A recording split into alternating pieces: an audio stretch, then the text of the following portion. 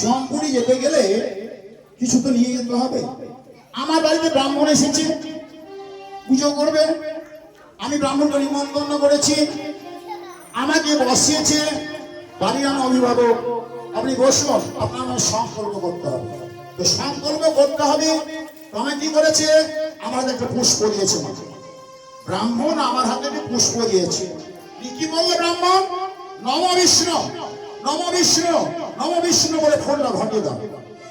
কিছু নিলে কিছু দিতে হয় না, কিছু নিলে কিছু দিতে হয়। ভগবানের শুধু নাম নেবে, ওকে দেবে না, ওকে কি দেবে?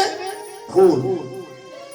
ঠিক আছে, একটু মনে রাখবেন না, ধর্মের পথে যাবেন না, ভাগবত গীতা আস্বাদন করবেন না, এতে কি অমূল্য রত্ন আছে না।